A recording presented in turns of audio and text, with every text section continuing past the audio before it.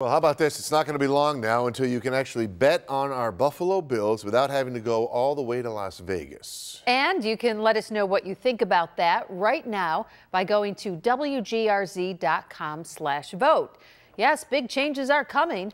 The Supreme Court today upheld a challenge to the federal ban on sports gambling, giving states the right to regulate it the way they choose. And New York already had passed a law 5 years ago that would let the state's for-profit casinos and add sports gambling if it was legalized, including Del Lago near Rochester. Now, that could start as soon as the State Gaming Commission comes up with its new regulations. State lawmakers would have to pass a new law opening it up to racetracks like Batavia Downs, which is already pushing for the law. Though Governor Cuomo said today, do not expect anything this year. There are some restrictions. You cannot bet on your phone, and you cannot bet on college sporting events that take place here or involve a team based here. Joining us now is one of the very few local defense attorneys who has argued in front of the Supreme Court, Paul Cambria. And Paul, this actually clears the way now for sports betting here. That's true. What's happened here is this is kind of a states' rights case. The 10th Amendment of the Constitution says whatever powers Congress doesn't directly have are reserved to the states.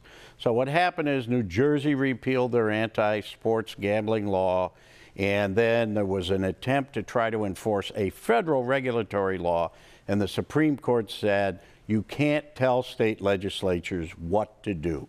And that's exactly what would have happened. And so now the state legislatures can pass gambling laws and regulations, and New York's one of them. New York already passed a law 5 years ago that would let the for-profit casinos be able to have sports gambling. Right, and now they can enforce it and they can regulate it, and there'll be sports gambling in New York. Okay, now there are some regulations, like we said, they say that we won't be able to do it on our phone, for instance, correct? Well, frankly, now you can't do gambling on your phone anyway.